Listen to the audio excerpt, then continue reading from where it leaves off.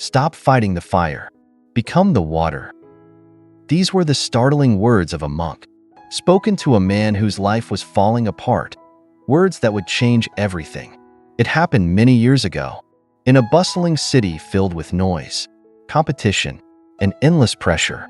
A man named Aaron, once a successful merchant, found himself on the brink of collapse. His business had failed, his relationships were strained, and his mind was consumed by anger and regret. Everywhere he turned, he saw walls closing in.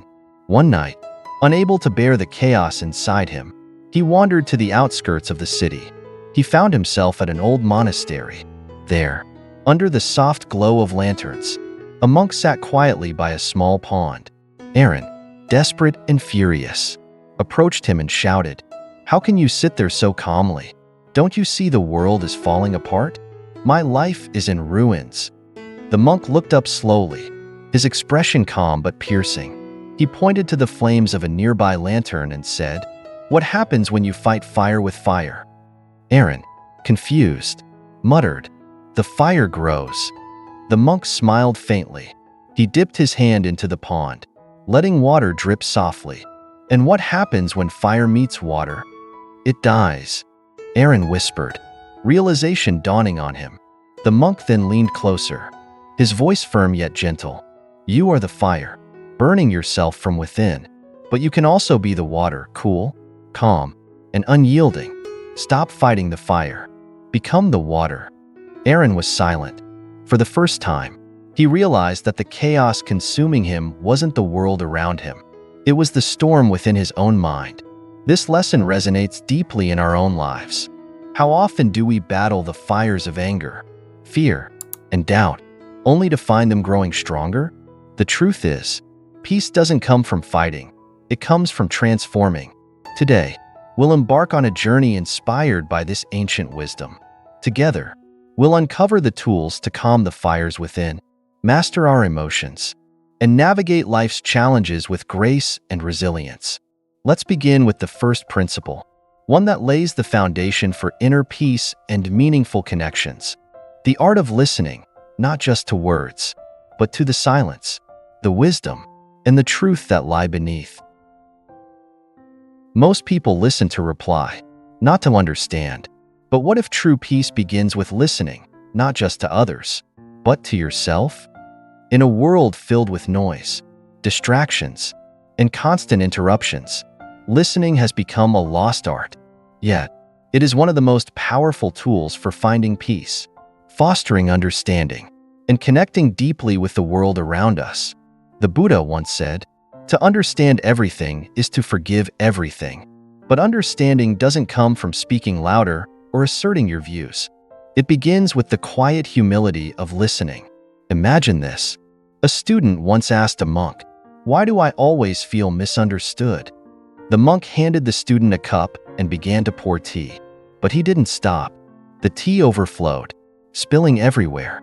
The student shouted, "What are you doing? The cup is already full." The monk smiled and replied, "Exactly. When your mind is full of your own thoughts and words, how can you receive anything new?" This is the essence of listening, not merely hearing, but emptying yourself to truly receive. The practice of listening. Listening begins with silence, not just externally, but within. It's about quieting the noise of your own judgments, opinions, and distractions. When you listen, really listen, you open the door to understanding and empathy. Here's how to practice. First, pause before responding. The next time someone speaks to you, resist the urge to respond immediately. Instead, take a moment to process what they're saying. This pause allows you to truly absorb their words and respond with thoughtfulness. Second, listen without judging.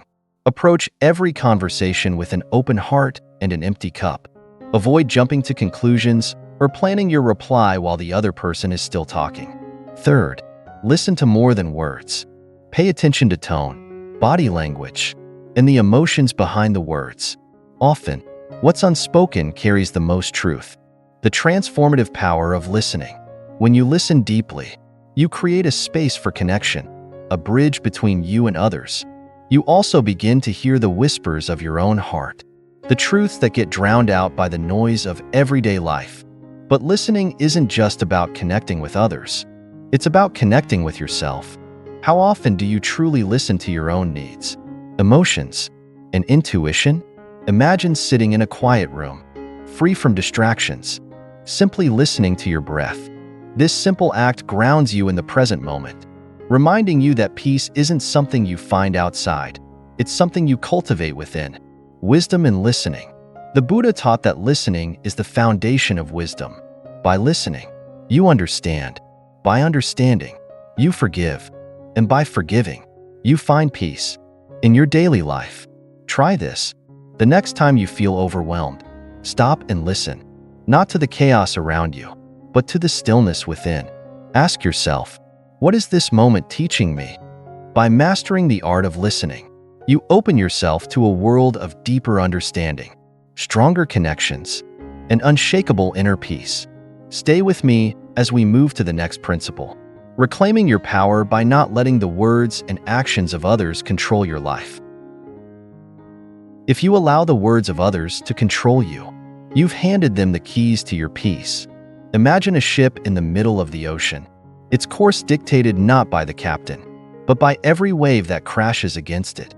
Without a steady hand at the helm, the ship drifts aimlessly. This is how many of us live, letting the opinions, actions, and judgments of others steer our emotions, decisions, and even our sense of self. But what if you could take back the helm and reclaim your power? The wisdom of the present moment. The Buddha once taught, do not dwell in the past. Do not dream of the future. Concentrate the mind on the present moment. This teaching reminds us that the present is the only moment where our true power resides. When we focus on what others think or say, we lose our anchor in the present. We drift into the turbulent seas of doubt and insecurity. The story of the wise man and the insults. A well-known story in Buddhist tradition illustrates this principle beautifully. A wise man was approached by an angry villager who hurled insults at him. The wise man listened silently, his expression calm and unbothered. Frustrated by the lack of reaction, the villager demanded, "Why aren't you angry? Don't my words bother you?" The wise man smiled gently and replied, "If someone offers you a gift, but you refuse to accept it, who does the gift belong to?" The villager hesitated, then answered, "It still belongs to the one who offered it." "Exactly," the wise man said. "I refuse to accept your anger, so it remains yours." This simple yet profound story reveals a truth. We have the power to choose what we accept into our hearts and minds. Practical steps to reclaim your power. First, recognize the source of control. The next time someone's words or actions upset you, pause and ask yourself, why am I giving this person power over my emotions? Remember, their words are like waves. You can choose whether they rock your ship. Second, build emotional boundaries. Practice setting boundaries, not just physically, but emotionally. Acknowledge the opinions of others, but don't internalize them unless they align with your truth. Third, return to your inner compass.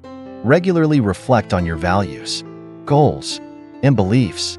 When you're grounded in your own truth, the judgments of others lose their hold on you. Living authentically, reclaiming your power isn't about ignoring others. It's about filtering what matters. It's about living authentically, guided by your own principles, rather than the shifting tides of public opinion. Imagine yourself standing tall in the center of a storm. The winds howl, people shout their opinions, but you remain steady, anchored in your own truth. This is the strength that comes from reclaiming your power. A challenge for you. Today, take a moment to notice how much of your energy is spent worrying about what others think or say. Then, make a conscious decision to redirect that energy toward what truly matters to you. As you reclaim your power, you'll find a newfound sense of freedom and peace. You'll steer your own ship with confidence, no longer swayed by the waves of external influence. Next, we'll explore a principle that helps you embrace life's challenges with resilience and grace. The art of accepting the worst. Pain is inevitable. Suffering is optional. Life is unpredictable. just like a river that twists and turns, sometimes calm and serene, other times wild and turbulent. It brings challenges we can't foresee. The Buddha's teaching, pain is certain, suffering is optional, reminds us of an important truth. While we cannot avoid life's difficulties, we can choose how we respond to them. The story of the broken bowl. In a small monastery, a young monk cherished a simple clay bowl he used for meals. One day, while washing it by the river, the bowl slipped from his hands. It shattered on the rocks. Heartbroken, the monk wept. An elder monk, seeing his despair, asked, "Why do you weep over the bowl?" The young monk replied, "It was my only bowl. I cared for it, and now it's gone." The elder smiled gently and said, "From the moment you received the bowl, it was destined to break. If you had accepted this truth, you would not suffer now." The lesson here is profound. Life is filled with impermanence. Clinging to what is temporary only deepens our suffering. Acceptance is not defeat. Acceptance does not mean giving up or resigning to misfortune. Instead, it's about acknowledging reality as it is, without resistance or denial. It's a mental and emotional readiness to face life's challenges head-on, knowing that even the worst situations have the potential to teach us something valuable. The power of mental preparation. Imagine life as a journey through ever-changing weather. You wouldn't set out on a hike without preparing for rain, would you? In the same way, preparing your mind for life's inevitable setbacks equips you with the resilience to endure them. First, acknowledge the possibility of loss. Reflect on the impermanence of the things you cherish, not to dwell in fear, but to cultivate gratitude for the present moment. Second, practice detachment. Detachment isn't about not caring. It's about caring without clinging. When you let go of the need to control every outcome, you free yourself from unnecessary suffering. Third, find growth in adversity. Each challenge you face is an opportunity to grow. Ask yourself, what can I learn from this situation? Often, life's difficulties teach us resilience, patience, and wisdom. A meditation on acceptance. Take a moment to close your eyes. Imagine the worst fear you have, losing something or someone, facing failure, or enduring pain. Now, breathe deeply and say to yourself, "This, too, is a part of life. I accept it, and I will face it with strength." This practice doesn't erase pain, but it helps you navigate it with grace and clarity. The liberation of acceptance. When you accept life's uncertainties, you free yourself from the grip of fear. You stop resisting the inevitable and start flowing with the current of life. Like the elder monk taught, when we embrace impermanence, we no longer cling to what is fleeting. And in doing so, we find peace. As we move forward, let's explore another principle that complements acceptance, transforming failure into a stepping stone for growth.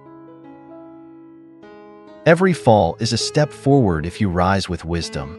Life has a way of teaching us through failure, often in ways we least expect. While failure can feel like an end, it's actually a beginning, a moment that challenges us to grow, adapt, and discover our inner strength. The Buddha once said, "Each morning we are born again. What we do today is what matters most." This wisdom reminds us that every day, no matter what happened yesterday, is an opportunity to start anew. The tale of the broken bridge. In a small village, there was a carpenter renowned for his craftsmanship. One day, he was tasked with building a bridge over a river that often flooded. Despite his best efforts, the bridge collapsed during a storm. Embarrassed and heartbroken, he retreated to his workshop, refusing to face the villagers. An old monk visited him and asked, "Why do you hide here?" The carpenter replied, "I failed. I let everyone down." The monk nodded and said, "Come with me." Reluctantly, the carpenter followed the monk to the site of the broken bridge. The monk pointed to the scattered pieces of wood and said, "What do you see?" "Ruins," the carpenter replied bitterly. The monk smiled and said, "I see a lesson. The bridge didn't fail. It taught you how to build a stronger one. Now, what will you do with this lesson?" The carpenter hesitated, then nodded with determination.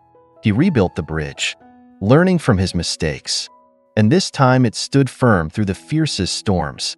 This story reminds us that failure isn't a defeat, it's a teacher. Why failure matters. Failure strips away pretense. It forces us to confront our vulnerabilities. It shows us where we need to grow, and it teaches us lessons we could never learn through success alone. Transforming failure into growth. First, reframe your perspective. Instead of seeing failure as the end, view it as a stepping stone. Ask yourself, what did this experience teach me? Second, embrace the courage to try again. Remember that failure is not about falling. It's about refusing to rise. Each time you get back up, you strengthen your resilience and determination. Third, celebrate your effort, not just the outcome. In a world that values results, remind yourself that effort is just as important. Every attempt you make, regardless of the outcome, is a step forward. A practical exercise, the failure journal. Start a journal where you write down moments when things didn't go as planned. For each entry, list what happened, what you learned, how you'll apply that lesson moving forward. This practice shifts your focus from regret to growth. It transforms failure into a tool for self-improvement. The gift of resilience. The strength to embrace failure comes from understanding that it's a natural part of life. Like the carpenter rebuilding his bridge, each mistake you make gives you the tools to build something stronger. Imagine your failures as the chisel of a sculptor, shaping you into the person you're meant to become. With each setback, you're refining your wisdom, resilience, and capacity for growth. As we move forward, let's explore another principle that complements this journey: the power of simplicity and how it can lead to clarity and peace. The way is not in the sky. The way is in the heart. In today's fast-paced world, we often equate complexity with progress. More responsibilities, more possessions, more distractions. These are seen as signs of success. Yet, the Buddhist teachings remind us of something different.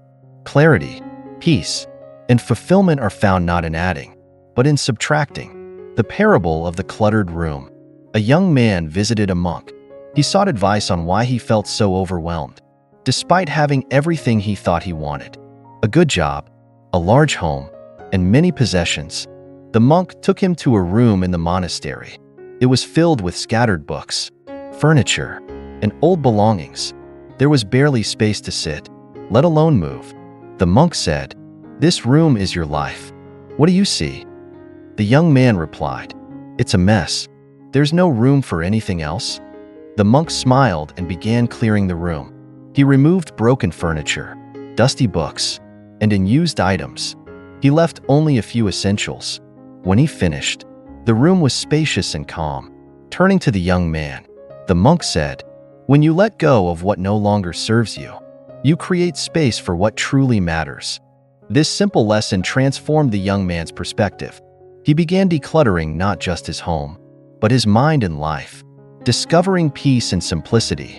Why simplicity matters. Simplicity is not about giving up everything you have. It's about focusing on what truly brings you joy and meaning. It's about clearing the clutter, physical, mental, and emotional, that weighs you down. When you simplify, you free yourself from distractions. You rediscover the essence of life, your relationships, your purpose, and your connection to the present moment. Practical steps to embrace simplicity. First, declutter your space. Start small. Choose one drawer, one corner of your home. Remove everything that doesn't serve a purpose or bring you joy. Notice how the newfound space feels lighter. Second, prioritize your time. Look at your daily schedule. How much of it is spent on activities that truly align with your values? Begin saying no to what doesn't matter, and yes to what does. Third, quiet your mind. Simplicity isn't just external, it's internal. Practice mindfulness or meditation. Clear the mental clutter of worries, regrets, and endless to-do lists. Fourth, practice gratitude. Gratitude shifts your focus from what you lack to what you have. When you appreciate life's simple pleasures, a sunrise, a kind word, a moment of stillness, you realize how much richness already exists. The beauty of simplicity. Imagine your life as a garden. If you water every plant indiscriminately, weeds will flourish alongside flowers, choking their beauty. But if you carefully tend only to the flowers, your garden will bloom with clarity and vibrance. Simplicity is about tending to the flowers of your life. It's about letting go of the weeds, unnecessary possessions, draining relationships, and endless distractions, and focusing on what truly matters.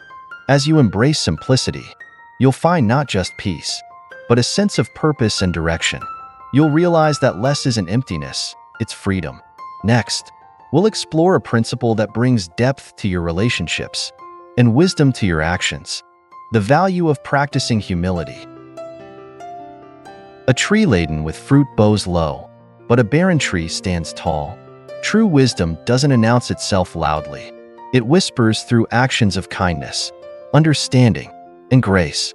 The Buddha once said, "A man is not called wise because he talks and talks again, but if he is peaceful, loving, and fearless, then he is in truth called wise."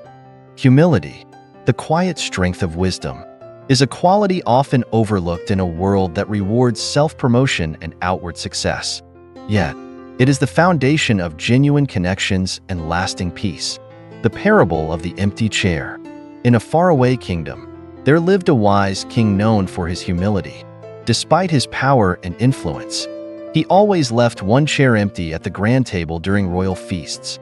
One day, a curious minister asked, "Your Majesty, why do you leave that chair empty when there are so many eager to sit beside you?" The king smiled and replied, "That chair is for humility. It reminds me that no matter how high I rise, there is always room to learn, to listen, and to grow.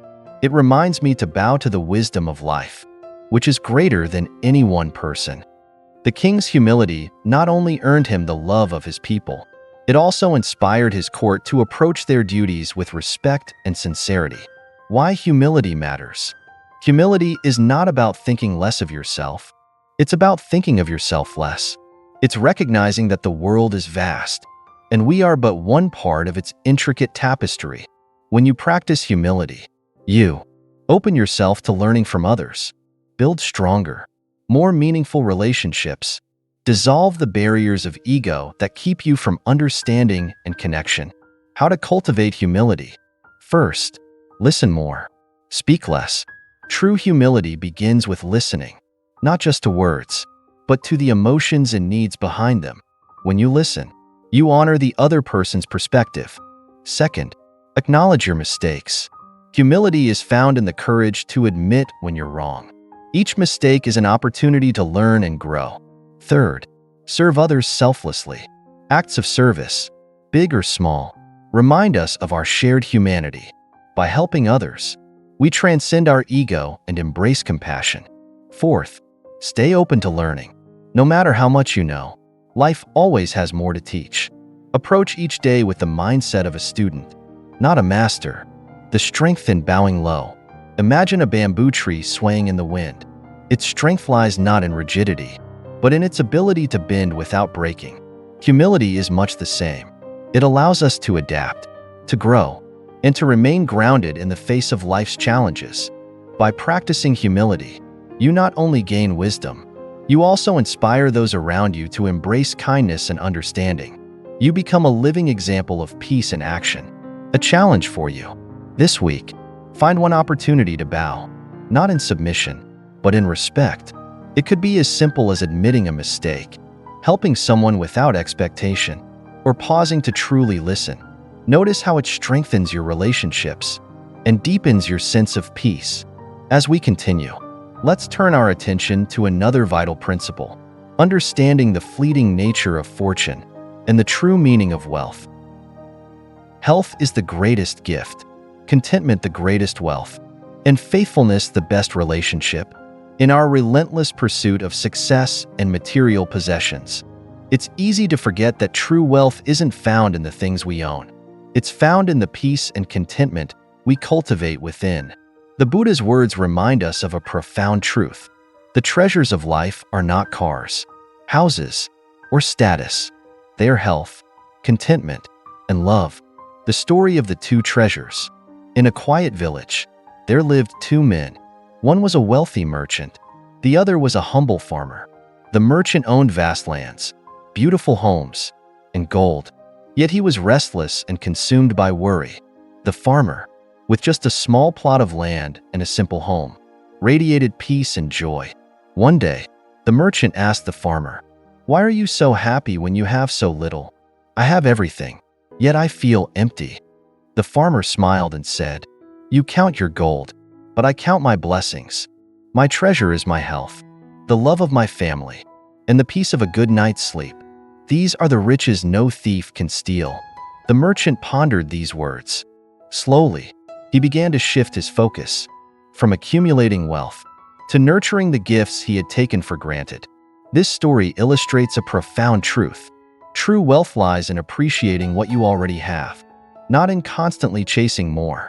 The illusion of material wealth. Material possessions, while enjoyable, are impermanent.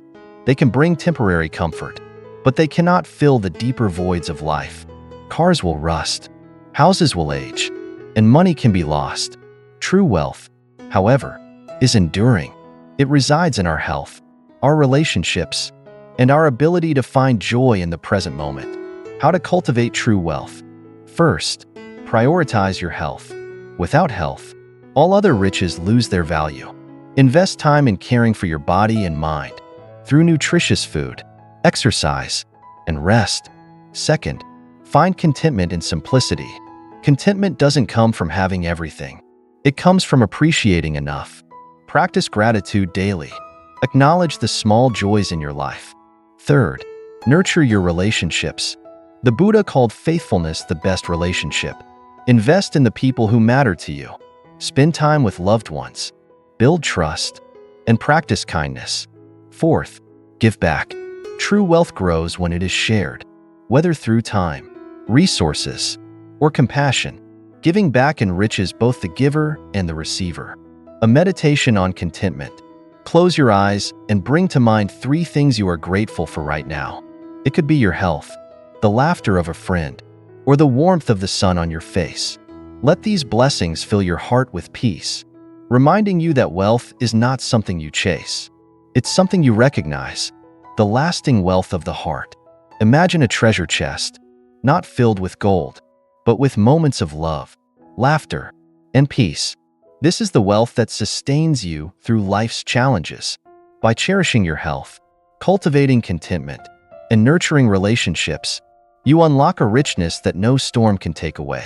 As we continue, let's explore the final and most encompassing principle, the importance of staying present and mindful in every step of life's journey.